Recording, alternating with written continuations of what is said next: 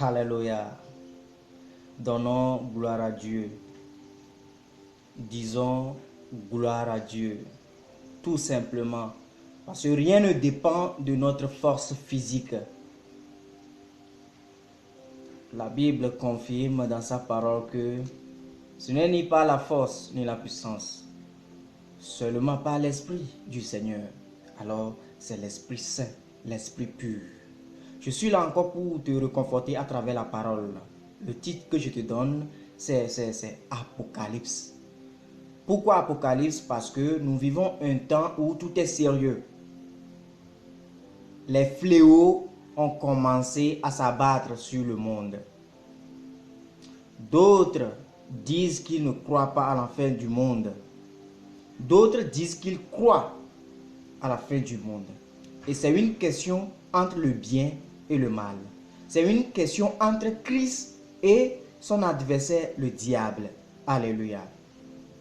Et c'est en ce moment que nous devons prouver le côté que nous prenons, le chemin que nous prenons, le chemin de la perdition ou le chemin de la vie éternelle. Si nous nous référons à ce qui s'est passé en Égypte, alléluia. Dans le livre de Moïse, nous allons voir qu'avant que les enfants d'Israël ne quittent l'Égypte, il y avait eu des fléaux qui se sont abattus sur le peuple d'Égypte.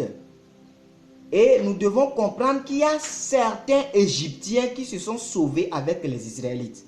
Et il y a des Israélites qui sont des incrédules, qui ont reçu le châtiment avec les Égyptiens. C'est clair. Prenons le cas de Rahab, qui a eu foi en la parole qu'il a écoutée. Aujourd'hui, le monde entier vit une maladie planétaire, une maladie pandémique, où tout le monde a froid aux yeux.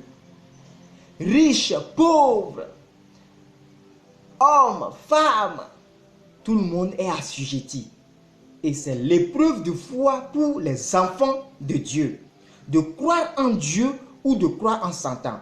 Nous voyons que les études scientifiques ne mèneront nulle part. Seule la volonté de Dieu nous permettra d'avoir un antidote. Lisez à partir d'Apocalypse, le chapitre 6, 7, 8, 9, 10. Vous allez voir comment est-ce que les fléaux vont s'abattre. Aujourd'hui, Covid-19, coronavirus. D'autres ont encore d'autres noms pour ce virus. Par la grâce de Dieu, nous prions, ça va passer. Mais il y a d'autres fléaux qui vont encore venir. Préparons-nous. Et l'œcuménisme, le monde entier va se retrouver autour du trône pape. Je ne parle pas de la personne qui est assise sur le trône, parce que c'est le trône qui représente l'antichrist et non la personne. Aujourd'hui, celui qui est assis sur le trône peut mourir, mais une autre personne va encore s'asseoir sur le trône. La question est rattachée au trône. C'est le trône qui est l'antéchrist. Alors l'esprit Satan là va posséder la personne qui est assise sur le trône. Il y a des chrétiens, des vrais chrétiens à Vatican.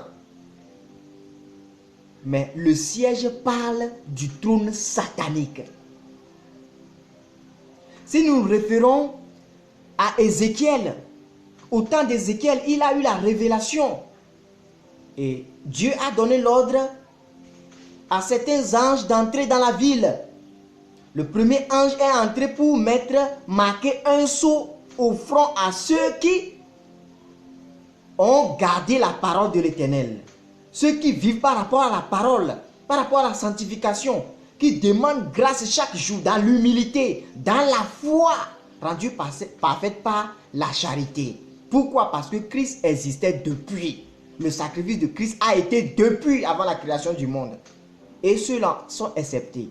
Et Dieu a donné l'ordre aux autres anges d'entrer dans la ville et de tuer ceux qui ne sont pas dignes.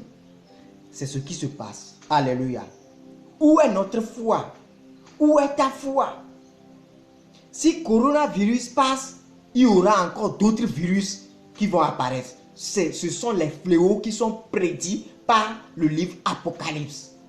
La révélation reçue par Jean. Alléluia. Préparons-nous. Aujourd'hui, c'est la repentance. Comme Noé l'avait dit, repentez-vous, repentez-vous. Les gens ont dit, est-ce qu'il y a eu pluie sur cette terre depuis que nous sommes sur la terre? Est-ce qu'il y a pluie? Jamais de pluie. Il n'y aura pas de pluie. Mais le déluge est venu. Aujourd'hui, nous crions sous les toits, repentons-nous, repentez-vous par rapport à la parole. Je dois me jauger par rapport à la parole. Jauge-toi par rapport à la parole. Aujourd'hui, nous ne devons plus voir les bergers, les pasteurs. Eux aussi rendront compte. C'est pour ça que la Bible dit que les pasteurs seront jugés plus sévèrement.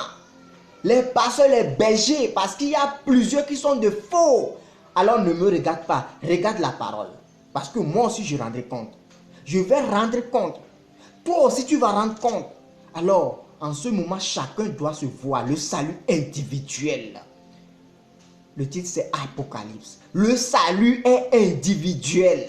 Chacun doit s'analyser par rapport à la parole et regarder le devoir que l'Éternel t'a donné. Toi en tant que parent, toi en tant que femme, toi en tant qu'homme, comment est-ce que tu entretiens ta famille? Comment est-ce que tu te bats par rapport à la parole? Comment est-ce que tu intercèdes pour ta famille?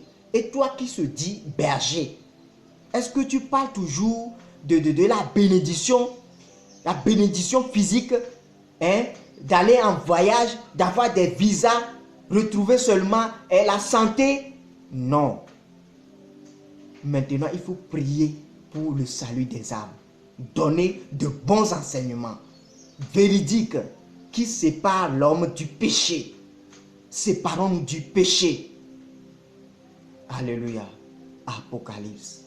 Apocalypse. C'est une réalité dans les rues.